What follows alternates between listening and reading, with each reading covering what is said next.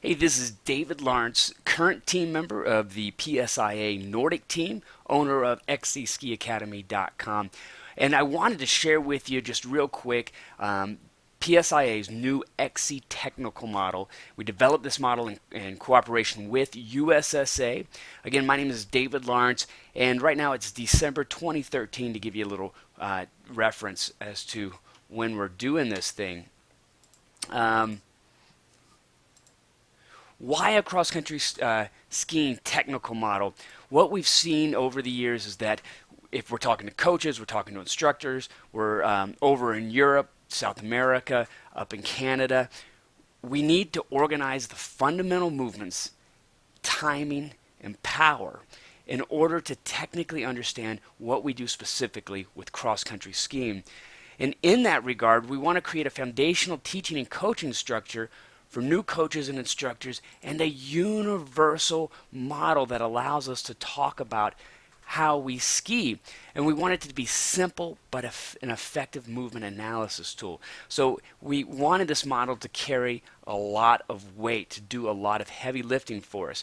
This model is for coaches and ski instructors, racers and athletes, volunteer parents who find themselves teaching and coaching for the very first time. And the model is for bigger picture type of programs, Nordic centers, junior Nordic programs, camps, clinics, weekly master programs, where we can inform each other on how to develop lessons and progressions and that kind of stuff. Now, where did this model come from? It's kind of interesting. It first started this skills concept, the idea that in each sport there's specific skills that we try to do. In PSIA had a skills concept for alpine skiing, which was rotary, pressure, edging, balance. We tried to use that in with cross-country skiing. It didn't quite fit. We then we added the USSA performance triangle, body position, movements, timing, power, and we used that, and we were calling that, PSIA was calling that a skills concept, and that didn't quite work. And it wasn't until we really looked at USSA's performance triangle as a performance universal sports model that we looked and found what our real skills are. And so this was also influenced by the Nordic community in general, and especially from coaches and instructors. The XC technical model. So let me first describe USSA sports performance triangle. At the bottom of this hierarchical pyramid is fundamental athletic body position. Think of that as the starting position almost all sports begin, right? Weight on the forefront of the foot, ankles flexed slightly, knees bent slightly. You're not leaning too far forward or too far back. You're ready to move almost in any direction. That's the fundamental athletic body position. And then fundamental movements. Now think of fundamental movements as the finite movements that the body can make, universal to all human beings in the three planes of motion. Flexion and extension would be an example. Adduction, abduction, inversion, eversion, rotation. All the basic elements of movement, and they are finite in what the body can do. And next, it's timing. It's how we coordinate those movements together to give us the motion that we're going for in our sport. And at the top of this pyramid is power. It's how fast and hard we do it. It's speed times force equals power. So it's the speed and force of our movements. Okay, so that's the universal sports performance triangle. Those ingredients are universal to all sports, whether it's ping pong, basketball, bobsledding, cross-country skiing. Now, add all those together into your specific sport. You're going to get sport-specific skills. And here's the sport-specific skills concept for cross-country skiing. Push off, right? This is when we edge the ski to push off of it. Poling, how we push off the poles, or setting the wax pocket to move onto the ski. So there's this movements, the coordination of those movements, and the speed and force that we apply to those movements to give us push off. The next skill would be weight transfer, moving from ski to ski, typically diagonally and forward on into the direction of travel. The next one would be glide, what we do when we land on that new ski before we push off again, like our foot returns, arm return, the leg drive, recovery type of movements. Okay, and if you add all this together, what you get as a basic outcome of cross-country skiing is continuous forward motion. Okay, so there is the XC technical model, a combination of body position, movements, coordinating those movements, timing, and power, the speed and force of those movements. Put all those together, you get our skills specific to cross-country skiing: push off, weight transfer, glide.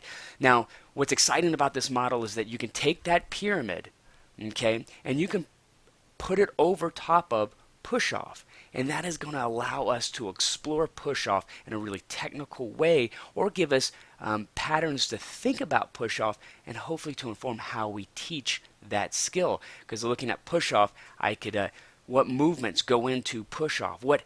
How do I coordinate those movements, and what kind of speed and force, and when do I apply that speed and force through the movements and to create that skill? What a dynamic way to then teach cross-country skiing. Well, so how to use the model? Like I said, take the sports triangle, put it over top of a skill, and there you got it. But here's another example. So if we look at push-off, edging, pulling, wax set, and then we add that pyramid to the skill, we get certain outcomes. So we might say, for fundamental movements in push-off, I'm going to flex the ankle and knee to set the wax pocket. I'm going to extend the leg to keep the wax pocket pressed against the snow. I'm going to flex the abs and arms to set the poles into the ground. So all of these movements are describing push-off. Firing the arms, abs, lats, and shoulders to push the poles. Again, more flexion and extension movements. Timing, how do I coordinate the movements? I'm going to flex the lower and upper body simultaneously to set the poles. Simultaneously being the operative word describing the quality of the movement. Just before the hands pass the hips, I begin extending the leg. Okay, so again, words that are describing movements. There is more, but I'm only giving you an example right now. And power. The arm accelerates just before the pole plant. The leg flexes quickly and powerfully. Again, quickly and powerfully being the operative words there to describe the quality of speed and force of the movements. Tempo of the movements complement terrain and desired speed of skier. Okay. The closing thoughts here. I hope that makes sense. I hope that informs you a little bit of what we're doing here. The model represents really nothing new. Okay, it's an organizational concept, not a performance standard. It's there to help coaches and instructors see and think in patterns that will then begin to allow them to go deeper with their athletes or students. It's an evolving model. Okay, terms may change. It's a broad structure that can hopefully house a lot of stuff in it as the nation, the country, the world evolves into different foci, different concepts. And the skills of cross-country skiing, the push-off, the weight transfer, the glide, you can also think of those as the phases of cross-country skiing, allowing us to think of skiing as moments of times and what we do during different phases. Although, please keep in mind, those phases are very, very much blended. Well, that's all I've got. Thank you so much for checking this out. If you have questions, please let me know.